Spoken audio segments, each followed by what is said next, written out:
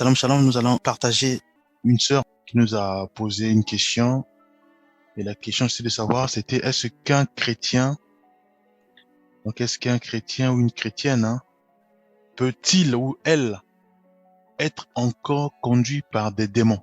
Donc, c'est une question qui a été posée. Donc, je vais essayer d'apporter quelques éléments. Bien sûr, euh, après, chacun de nous pourront aussi apporter quelques éléments de réponse, soit dans différents groupes. N'hésitez pas à réagir aussi avec les versets bibliques, bien sûr, comme ce sont les groupes chrétiens. Il est toujours bien d'appuyer nos arguments avec les écrits bibliques. Donc voilà, donc la question c'est, le thème donc ça va être, est-ce que un chrétien ou une chrétienne peut-il ou elle être encore conduit par des démons? Alors donc sans plus tarder, on va lire un verset pour savoir déjà c'est quoi un chrétien. Donc on va lire euh, Jean 15, versets 5 à 8, que Jésus-Christ sanctifie sa parole. Donc il est dit, je suis le cep, c'est Jésus-Christ qui parle, vous êtes les sarments. Celui qui demeure en moi et en qui je demeure porte beaucoup de fruits, car sans moi, vous ne pouvez rien faire. Verset 6. Si quelqu'un ne demeure pas en moi, il est jeté dehors, comme le sarment, et il sèche. Puis, on ramasse les sarments, on les jette au feu, et ils brûlent. Verset 7. Si vous demeurez en moi et que mes paroles demeurent en vous, demandez ce que vous voudrez et cela vous sera accordé. Verset 8. Si vous portez beaucoup de fruits, c'est ainsi que mon Père sera glorifié et que vous serez mes disciples. Voilà, donc on constate que tout tourne autour de la parole du Seigneur. Jésus-Christ nous dit simplement de demeurer en lui. On sait tous, mes bien-aimés, que Jésus-Christ est la parole vivante, est la vérité, puisqu'il dira à Pilate que, voilà, il va dire à Pilate que j'enseigne la vérité, et Pilate va dire, c'est quoi la vérité? On sait tous la vérité, c'est la parole du Seigneur, et qui dit la parole du Seigneur, c'est Jésus-Christ. Bon, dans Jean 1:1, il est dit que au commencement était la parole, donc on sait que c'est Jésus-Christ. Donc, tout autour de la parole. Donc, Jésus-Christ nous dit simplement de demeurer en lui. Ça veut dire de demeurer dans sa parole. Et une fois que nous demeurons dans sa parole et que nous gardons sa parole et que nous pratiquons sa parole, à ce moment-là, nous portons des fruits. Et effectivement, il y a des conséquences. C'est quoi les conséquences?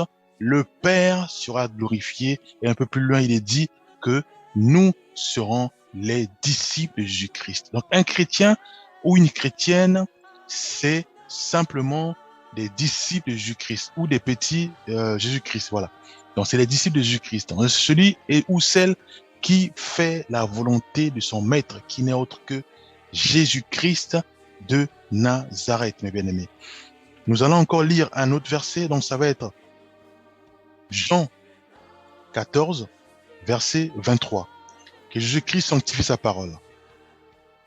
Jésus leur répondit, si quelqu'un m'aime, il gardera ma parole, et mon Père l'aimera.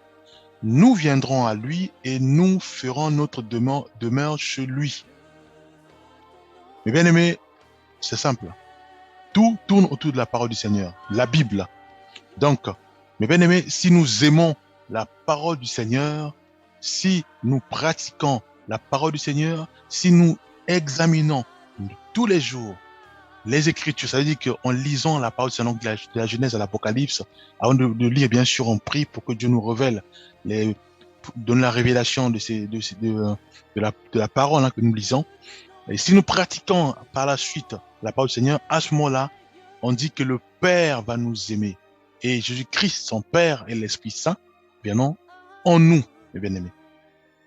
Nous allons continuer la lecture. Nous allons lire maintenant, mes bien-aimés, Matthieu 12, versets 43 jusqu'à 45. Que Jésus-Christ sanctifie sa parole. Il est dit ceci. Il est dit, lorsque l'esprit impur est sorti d'un homme, il va par des lieux arides, cherchant du repos, et il n'en trouve point, parce qu'il n'y a pas du repos.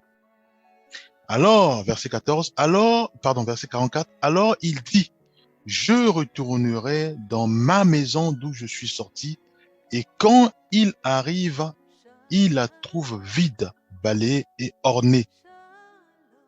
Verset 45, il s'en va, et il prend avec lui 7 autres esprits plus méchants que lui. Ils entrent dans la maison, s'y établissent, et la dernière condition de cet homme est pire que la première. Il en sera de même pour cette génération méchante.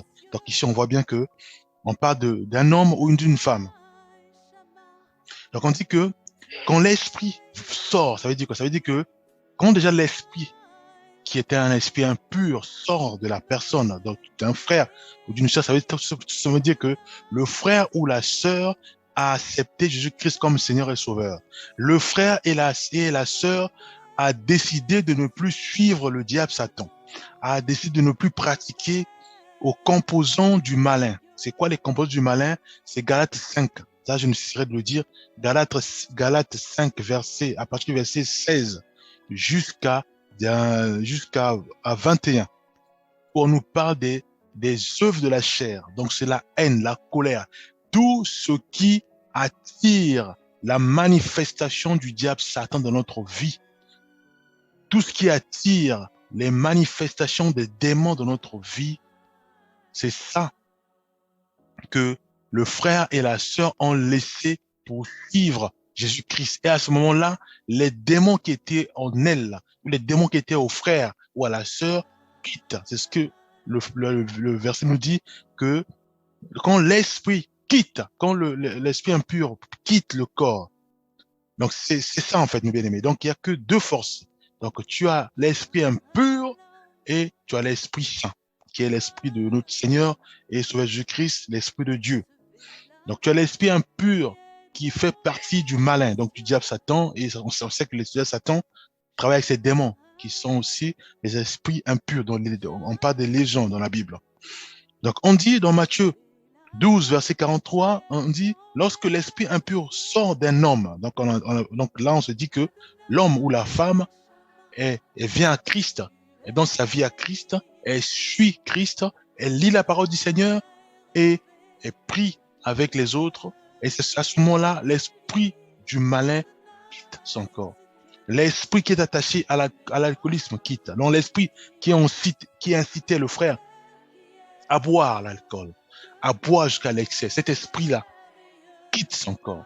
L'esprit qui poussait la sœur à se chamailler, cet esprit-là qui est attaché au chamail, quitte le corps de la sœur. L'esprit qui poussait au frère de prendre la cigarette pour détruire son corps, cet esprit-là de la cigarette quitte son corps. L'esprit qui poussait au frère ou à la sœur d'aller, par exemple, voir les prostituées ou aller, par exemple, suivre des films qui n'honorent pas le Seigneur, ces esprits-là quittent son corps.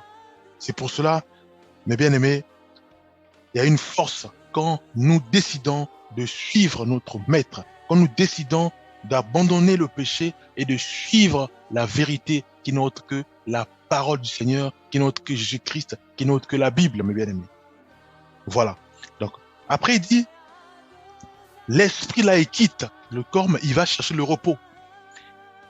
Et il n'en trouve pas, puisqu'en fait, il n'y a pas de repos. Et qu'est-ce qu'il dit? Il dit, alors, verset 44, alors il dit, je retournerai dans ma maison. Donc pour lui, c'est sa maison. Donc le corps de l'homme, c'est la maison, où on dit le temple du Saint-Esprit ou le temple de l'esprit impur, mes bien-aimés. D'où je suis sorti, et quand il arrive, il la trouve vide, balayée et ornée. Ça veut dire que maintenant, le frère ou la sœur qui était baptisé d'eau, baptisé du Saint-Esprit, qui connaissait le Seigneur, qui pratiquait la Bible, ce frère il s'est rétrogradé. La Bible dit que non, le chien est retourné dans sa vomi. Donc, le frère, il s'est rétrogradé. Il fait maintenant les choses qu'il faisait pas avant, qu'il avait renoncé. C'était quoi? L'alcoolisme. C'était quoi? C'était l'adultère. C'était l'impureté. C'était les chamailles. C'était les insultes. Ce frère ou la sœur s'est rétrogradé. il est tombé dans le péché, à sortir avec le frère, avec le mari d'autrui, ou à sortir avec la femme d'autrui, mes bien-aimés. Ce frère et cette sœur et la sœur se sont rétrogradés. C'est pour cela que l'esprit impur, quand il revient, il trouve la maison vide. Pourquoi? Parce que le Saint-Esprit n'est plus dans cet homme. Malgré que le frère ou la sœur était baptisé, comme il a tellement attristé le Saint-Esprit, mes bien-aimés, le Saint-Esprit ne peut pas résider là où il y a la souillure, mes bien-aimés. Là où il y a la souillure, l'esprit impur vient et trouve la maison vide, ornée, bien balayée. Pourquoi? Parce que l'Esprit Saint, c'est un Dieu d'ordre. Et qu'est-ce que l'Esprit Saint dit? Et qu'est-ce que l'Esprit impur dit? 45, il s'en va. Et il prend avec lui 7 autres esprits plus méchants que lui. Il entre dans la maison, il revient dans cette maison-là, il revient dans la vie du frère ou de la vie de la sœur, avec encore avec ses amis plus méchants que lui. Donc c'est ce qu'il parle. Et après ils disent ils s'y établissent, donc ils vivent. Et la dernière condition de cet homme, de la sœur bien sûr aussi, est pire que la première. Il en sera de même pour cette génération méchante. Mais bien aimés, ne jouons pas avec les choses de l'esprit.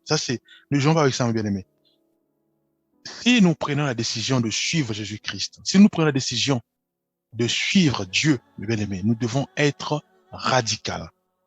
Nous devons plus jamais retourner, mes bien aimés. On peut tomber, on peut chuter, mais on doit se relever rapidement, demander pardon et suivre le cap. Le cap, c'est quoi? Arriver à la statue parfaite de Christ. Mes bien aimés, si nous tombons encore dans la pornographie, nous tombons encore dans l'adultère, nous tombons encore dans les chamailles, nous tombons encore dans la médisance, nous tombons encore dans la colère, dans l'alcoolisme, mes bien aimés. Mais ces démons-là qui incarnaient l'alcoolisme, l'adultère, mais ils vont encore aller prendre 7 plus méchants que eux. C'est la Bible qui le dit. Ça veut dire que c'est une vérité, mes bien-aimés. Ils viendront en toi. Et quand ils viendront en toi, ça veut dire tu vas poser des actes que tu trouves normaux maintenant. Ce sont ces gens-là, ces démons-là, qui vont commencer maintenant à te conduire, à t'orienter, malgré que tu t'es baptisé du Saint-Esprit, tu t'es nouvelle converti, tu t'es converti, baptisé d'eau et de cet esprit, mais malgré ça, bien aimé, tant que tu n'appliques pas la parole du Seigneur, tant que tu deviens désobéissant, ce sont les démons qui prennent le relais, puisque l'Esprit Saint de Dieu est tellement attristé que si les démons viennent maintenant habiter en toi, mais toi tu vas dire quoi? Je connais la parole du Seigneur, je parle en langue, mais bien aimé, tu es conduit par des démons. C'est pour cela que nous devons faire attention. Attention, mes bien-aimés. Nous devons demander tout souvent pardon, nous examiner dans la prière, demander au Seigneur, oriente-nous, parle-nous, guide-moi, quels sont mes défauts, voilà, mes bien-aimés. La Bible dit que celui qui se croit être debout face à tension prenne garde de tomber, mes bien-aimés. C'est la Bible qui le dit. Nous allons lire rapidement un autre verset. Donc ça va être Éphésiens 4, verset 30. Éphésiens 4, verset 30. Que Jésus-Christ sanctifie sa parole. Il est dit ceci. N'attristez pas le Saint-Esprit de Dieu par lequel vous avez été scellés pour le jour de la rédemption. Mes bien-aimés. Que toute amertume, toute animosité, toute colère, toute clameur, toute calomnie et toute espèce de méchanceté disparaissent du milieu de vous. Soyez bons les uns envers les autres, compatissants, vous pardonnant réciproquement comme Dieu vous a pardonné en Christ. Bien aimé, on voit bien ici que Jésus-Christ nous demande simplement, à travers ses apôtres, nous demande simplement de ne pas attrister le Saint-Esprit de Dieu, par lequel on dit bien scellé, parce que quand on devient une nouvelle créature, on est scellé, bien aimé. Alors, si nous attriste, on dit scellé, pourquoi? Pour la rédemption, pour le salut, mes bien-aimés. Alors, si nous attristons continuellement le Saint-Esprit, mes bien-aimés, C'est les démons qui vont prendre le relais, puisque c'est quoi c'est cet esprit? Tu te chamailles, tu es dans le péché, le péché. Mais Dieu ne résiste pas dans le péché, ne résiste pas au péché. La sueur n'est pas compatible avec Dieu, mes bien-aimés. Hmm? Vous chamaillez à tout moment. Tu insultes, tu tombes dans l'adultère, tu suis les films pornographiques constamment. Tu fumes à tout moment, tu prends l'alcool constamment. Tu es sûr, mes bien-aimés, que tu conduis pas l'Esprit Saint? Non, je pense pas. Parce que tu es en train de pécher et tu es en train d'accumuler pas mal de péchés. Pas mal de péchés, mes bien-aimés. Là, on n'est plus conduit par le Saint-Esprit. Non. Eh bien, même si tu es baptisé d'eau et du Saint-Esprit, mais quand tu poses les actes qui sont condamnés par la parole qui est Christ, tu n'es plus conduit par le Saint-Esprit. Tu n'es plus conduit par Christ. Lui qui dit que il parle du sceptre et du sarment. On n'est plus rattaché au sceptre, mes bien-aimés. Nous devons faire très attention de ne pas attrister le Saint-Esprit, parce que le Saint-Esprit, c'est la clé pour notre salut. L'Esprit Saint de Dieu est la clé ultime d'un chrétien ou d'une chrétienne pour sa rédemption, pour le salut. Et la marche chrétienne dépend uniquement du Saint-Esprit, parce que c'est lui qui nous conduit, c'est lui qui nous parle, c'est lui qui nous aiguille, c'est lui qui prie pour nous, c'est lui qui nous ramène au Père. Bien aimé, nous allons lire rapidement Galates 6. Galates 6, versets 7 jusqu'à 9. Que Jésus-Christ sanctifie sa parole. Ne vous y trompez pas. On ne se moque pas de Dieu. Ce qu'un homme aura sémé, il le moissonnera aussi. Celui qui sème pour sa chair moissonnera de la chair la corruption. Mais celui qui sème pour l'esprit moissonnera de l'esprit la vie éternelle. Mon bien-aimé, toi tu fumes tous les jours. Après tu commences à cracher. Après tu craches avec du sang. Mon bien-aimé, tu vas beau prier, sauf si il y a la miséricorde du Seigneur. Tu as tellement sémé le tabagisme dans ton corps, mais tu vas moissonner le cheveu de la chair. Ça va être le cancer, il y aura beaucoup de choses, bien aimé. Et là, il ne faut pas que Dieu, tu l'as sémé. Tu dois aussi l'autre là. Toi qui sèmes de l'impurité, de l'adultère, à tout moment on te voit, tu dehors. Tu sors avec les maris de trou. Tu sors avec les femmes de trou. Mais tu vas s'aimer le sida. Eh, mes bien-aimés, le sida existe. Les maladies transmissibles, ça existe. Là, tu vas encore dire quoi? Que voilà, les églises, là où je vais, apparemment, il y a... Mais non, ma soeur, non, mon frère.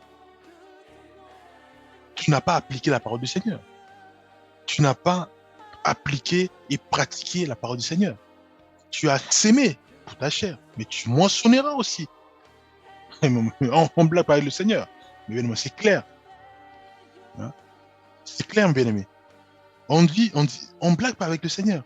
Donc, si toi, tu insultes tous les jours ton mari, bien aimé, mais ne te donne pas qu'il y ait divorce.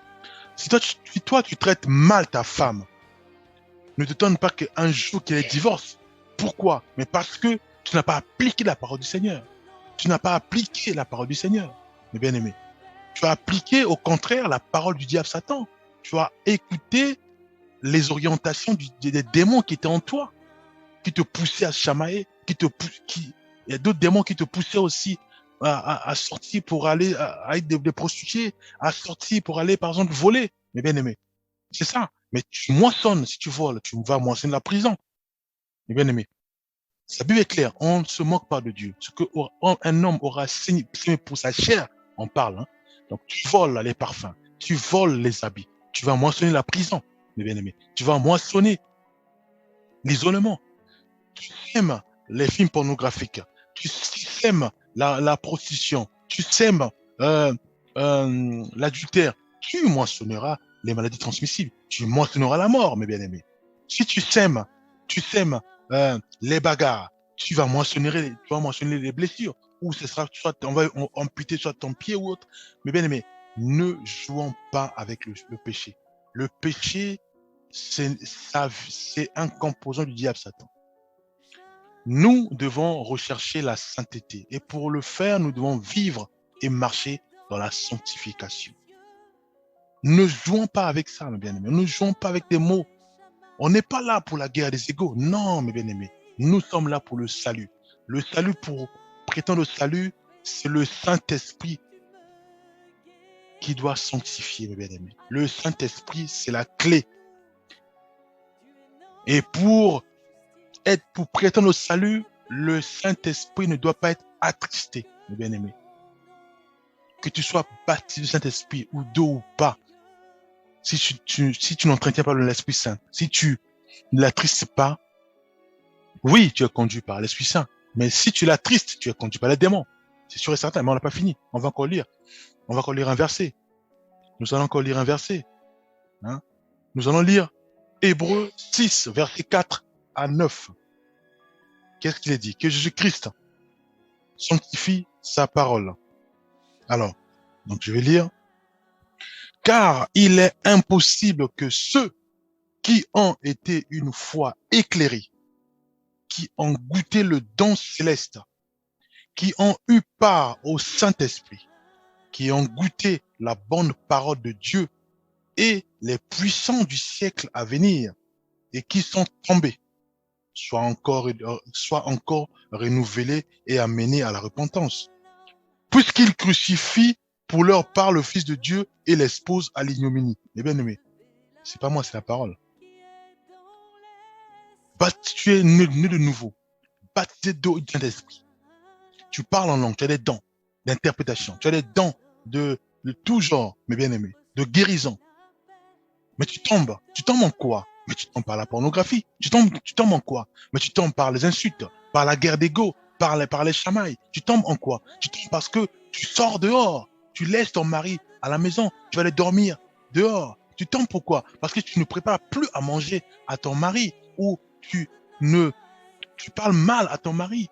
Tu tombes pourquoi? Mais parce que tu fais l'adultère, tu laisses ta femme et tes enfants à la maison. Tu tombes pourquoi? Parce que tu es encore dans la cigarette, parce que tu fais des choses qui ne glorifient pas Jésus-Christ qui est la parole. Donc tu fais des choses qui sont contraires à la parole. C'est de cela qu'on parle. C'est ça que la Bible dit que tu tombes. Tu t'appropries encore des composants du diable Satan. Bien aimé, nous sommes des chrétiens, nous sommes des chrétiennes. Nous ne devons plus nous manifester les composants du diable Satan, bien aimé.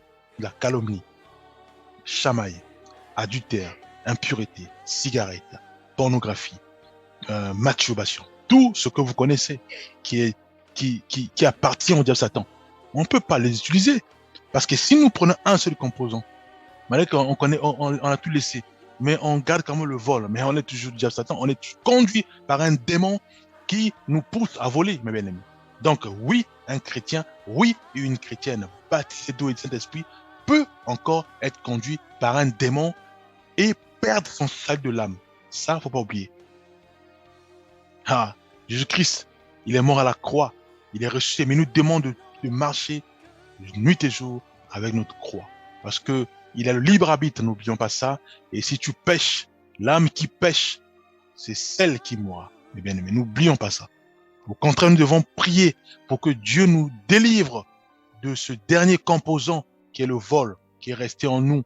Dieu, dans sa miséricorde, va nous aider et à ce moment-là, nous serons conduits totalement par le Saint-Esprit. Nous allons lire comme un verset, nous allons voir comme des cas pratiques qui démontrent que un chrétien baptisé du Saint-Esprit peut encore être conduit par un démon si il n'applique pas la parole du Seigneur, si il n'est pas obéissant à la parole du Seigneur. Prenons des cas pratiques qui sont simples. On va prendre juste un cas parmi tant d'autres. Il y en a beaucoup, il y en a beaucoup dans la Bible.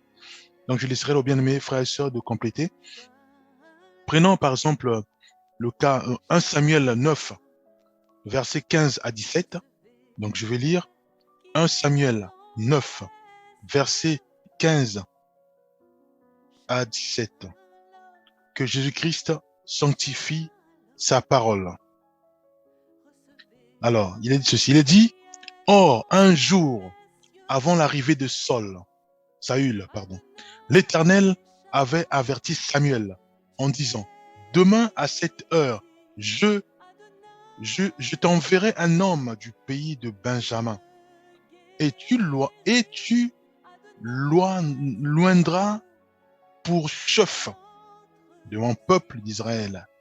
Il sauvera mon peuple de la main des Philistins, car j'ai regardé mon peuple.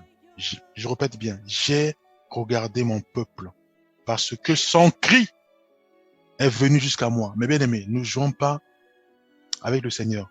Ne jouons pas avec nos statuts. Ne jouons pas avec notre position. Mais bien aimé, quand toi, frère, tu maltraites ton épouse, toi, frère, tu maltraites tes brebis, toi, pasteur, toi, tu maltraites ton épouse, ou toi, sœur, tu maltraites tes enfants, tu maltraites ton époux, mes bien-aimés, quand ces derniers crient au Seigneur, ce cri-là monte vers le Seigneur, Dieu y regarde, mes bien-aimés. N'oublions pas, il y a beaucoup de versets où Dieu dit toujours que leurs cris sont montés vers moi et je suis descendu pour vérifier, pour être sûr. Ça, c'est autant de Sodome et Gomorrhe et autant de le peuple d'Israël en Égypte. Dieu aussi est descendu. Et vous remarquerez que dans tout, Dieu dit toujours que le cri est monté vers moi. Le cri est monté vers moi. Le cri est monté vers moi. Mais bien aimé, nous ne jouons pas. Quand une sœur, victime de son mari, parce que son mari le trompe tous les jours, cette sœur, quand elle crie vers le Seigneur, cette cri monte vers le Seigneur. Et Dieu regarde. Fais attention, bien aimé. Fais attention, mon frère. Fais attention, ma sœur. Nous allons continuer la lecture, mes bien aimés. Ne jouons pas avec ça. Donc, il est dit, mes bien aimés, que verset 17, lorsque Samuel eut aperçu Saül, l'Éternel lui dit, voici l'homme dont je t'ai parlé, c'est lui qui régnera sur mon peuple. Voilà, donc ici, Dieu donne les consignes à son prophète, à Samuel, pour qu'il puisse loindre lui. Donc ça veut dire qu'on sait que loindre c'est quoi? Voilà, on va continuer. 1 Samuel 10, verset 1. 1 Samuel 10, verset 1. Samuel prit une fiole d'huile qu'il répandit sur la tête de Saul. Il le baisa et dit, l'Éternel ne t'a-t-il pas oint pour que tu sois le chef de son héritage? Oint, donc on parle de l'Éternel, qu'il a carrément oint. Donc on sait tout ici que Samuel a été rempli, oint par le Seigneur. Donc l'Esprit Saint de Dieu repose sur lui. Pourquoi on le dit? On va lire 1 Samuel 10, verset 6 à 7. Un peu plus loin, l'Esprit de l'Éternel te saisira. Ça c'est la prophétie de Samuel. L'Esprit de l'Éternel te saisira, tu prophétiseras avec eux, tu seras changé en un autre homme. Samuel qui parle, qui prophétise sur Saül, et plus tard on va voir qu'il va aussi il va appliquer à la lettre tout ce qu'il avait dit. Nous allons lire quand même 1 Samuel 15, verset 25 à 29. Que Jésus-Christ sanctifie sa parole. Maintenant, je te prie, pardonne mon péché, reviens avec moi et je me prosternerai devant l'Éternel. Là, maintenant, on voit que le bien-aimé Saül est tombé dans le péché. Pourquoi? Parce qu'il a désobéi. C'est la parole qui revient encore. Il a désobéi à la parole du Seigneur. Mes bien-aimés, l'orgueil est incompatible avec Dieu. Quand tu désobéis, ça veut dire que tu es orgueilleux. Quand tu désobéis à la parole, tu deviens orgueilleux. Quand tu commences à rechercher des excuses, en tant que la parole elle est claire, tu deviens orgueilleux. Dieu te précipite comme il a précipité le diable Satan. Là, on sait tous que Saül, baptisé du Saint-Esprit, oint par l'Éternel. Mais regardez, il a désobéi. Rien que la désobéissance le fait chuter. Malgré qu'il était un guerrier, il sauvait toujours le peuple d'Israël. Mais on va continuer, mes bien-aimés. On va continuer. 26. Samuel dit à Saül, je ne retournerai point avec toi, car tu as rejeté la parole de l'Éternel, et l'Éternel te rejette, afin que tu ne sois plus roi sur Israël. 27. Et comme Samuel se tournait pour s'en aller, Saül le saisit par le pan de son manteau qui se déchira. 28. Samuel lui dit, l'Éternel te déchire aujourd'hui dessus toi la royauté d'Israël. Et il l'a donné à un autre qui est meilleur que toi. C'est quoi meilleur que toi? Mais simplement, la personne respecte la parole du Seigneur, applique la parole du Seigneur. Et non toi, au lieu de respecter la parole du Seigneur, de pratiquer la parole du Seigneur, non. Toi, tu tombes dans le péché, tu vas les voler, tu vas le faire ceci, et après tu dis non, voilà, Dieu fait grâce, Dieu a tout payé à la croix, donc il y a aussi mes péchés qui ont pris, il a aussi pris en compte mes péchés. Donc le vol que j'ai fait aujourd'hui, Jésus-Christ l'a pris aussi, il a déjà pris ça à la croix. Mais non, mais bien aimé, ça devient une doctrine de démon. Ah bah, ça devient une doctrine de démon, mes bien aimés. Ne jouons pas avec la Bible. La Bible est claire. L'âme qui pêche, c'est qui mourra. Le salut est individuel, mes bien aimés. Ne blaguons pas avec ça. Travaillons avec crainte et tremblement notre salut. Ne jouons pas avec des mots, mes bien aimés. Alors, si tu es né de nouveau, baptisé cet esprit, et que tu voles, tu es conduit par un démon. Et tu vas rater l'enlèvement. Tu ne seras pas pris. Le salut pour toi est hypothéqué. Mais ne jouons pas avec ça, mes bien-aimés. Ne joue pas avec des mots. Parce que là, ça veut dire qu'on entend tolérer tous ceux et celles. On va leur dire, voilà, allez-y pécher, allez-y voler, allez-y faire ceci. De toute façon, Jésus-Christ a tout payé la croix. Mais non, mais oh, c'est quoi ça? Ça devient maintenant une doctrine des démons. Ne jouons pas ça, mes bien-aimés. La Bible ne dit pas ça. Mes bien-aimés, continuons la lecture. Continuons la lecture, mes bien-aimés. Et 29. Celui qui est la force d'Israël ne ment point et ne se repent point, car il n'est pas un homme pour se repentir. Nous allons lire, mes bien-aimés. Nous allons lire, mes bien-aimés, 1 Samuel 16, verset 14. Qu'est-ce qu'il dit? Il est dit ceci, que Jésus-Christ sanctifie sa parole. L'esprit de l'Éternel se retira de Saul, qui fut agité par un mauvais esprit venant de l'Éternel. Mes bien-aimés, c'est ça la conséquence. Quand nous marchons pas dans la vérité, c'est quoi la vérité? C'est-à-dire que quand nous marchons pas en appliquant la parole de Dieu, qui n'est autre que la Bible, ça veut dire que malgré qu'on était né de nouveau, baptisé de Saint-Esprit, parce qu'on a parlé en langue, mais tant que nous sommes désobéissants à la parole du Seigneur, c'est un autre esprit qui viendra en nous. L'Esprit Saint se retire, mes bien-aimés. N'attriste pas le Saint-Esprit. Il se retire. Il se retire. Et c'est un esprit impur qui prend la place. C'est vrai, tu auras peut-être des dons qui vont rester, mais tu n'es plus conduit par le Saint-Esprit, tu es conduit par des démons de la pornographie, le démon de l'adultère, le démon du vol, le démon de la colère, le démon du chamail. Tu n'es plus conduit par le Saint-Esprit. On a vu le cas pratique de Paul. Lisons 1 Timothée 4, verset 1, juste pour appuyer ce que j'ai dit tout à l'heure. Juste pour appuyer ce que j'ai dit tout à l'heure. Et on va finir par là. Alors, donc 1 Timothée, verset 4, pardon, 1 Timothée 4, verset 1. Qu'est-ce qu'il est dit? Que Jésus-Christ sanctifie sa parole. Mais l'Esprit dit expressement que dans les derniers temps, quelques-uns abandonneront la foi pour s'attacher à des esprits séducteurs. À des esprits séducteurs. Pour moi, ce sont des démons. Et à des doctrines des démons. Mes bien-aimés, alors, un chrétien ou une chrétienne ne doit pas s'attacher aux esprits séducteurs et à des doctrines de démons. Nous devons, bien aimés, marcher selon la doctrine de notre Seigneur et Sauveur Jésus-Christ. Donc, un chrétien doit savoir, ou une chrétienne doit savoir que quand il pêche ou quand elle pêche,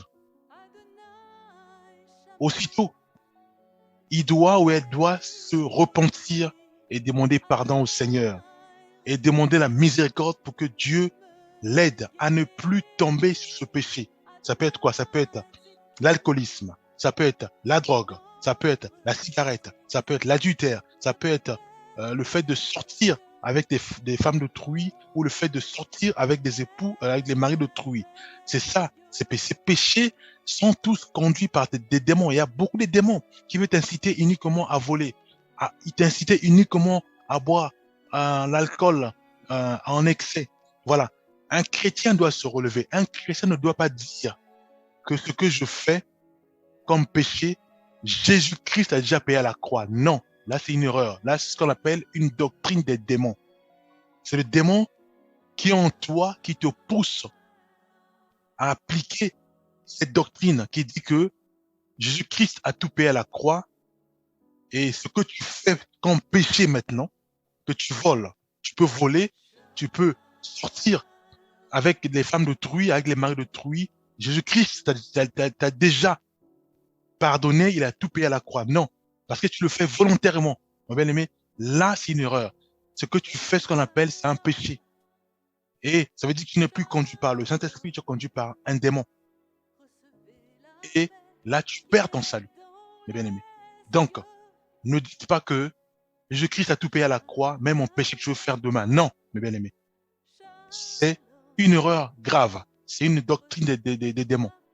Donc, pour conclusion, pour reprendre la question à notre sœur, oui, un chrétien ou une chrétienne baptisée d'eau et du Saint-Esprit peut aussi être conduit par un démon et perdre son salut si, et seulement si,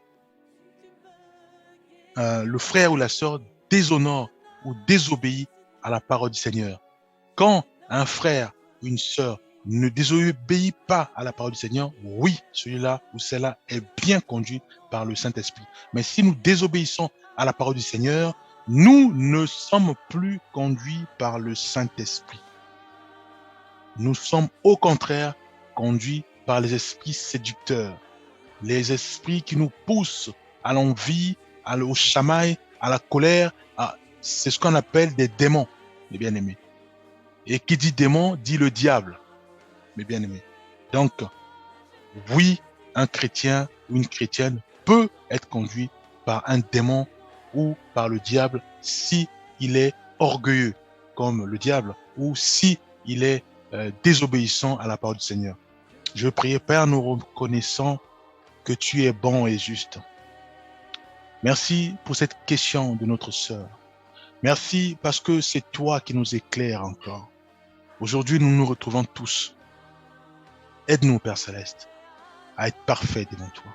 Aide-nous, Père Céleste, à ressembler à notre Seigneur et Sauveur Jésus-Christ.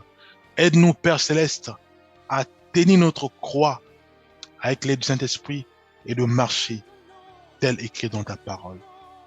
Afin que nous puissions, nuit et jour, travailler à notre salut avec crainte et tremblement. Car nous croyons que tu es bon et juste pour nous aider, Père, comme des vierges. Père, aide-nous à être parmi les vierges sages, afin de laver nuit et jour notre robe, et que nous puissions garder le dépôt pour être agréable à toi. Aide tous ceux et celles qui tombent, Père, relève-les, car c'est aussi des fils et des filles d'Abraham.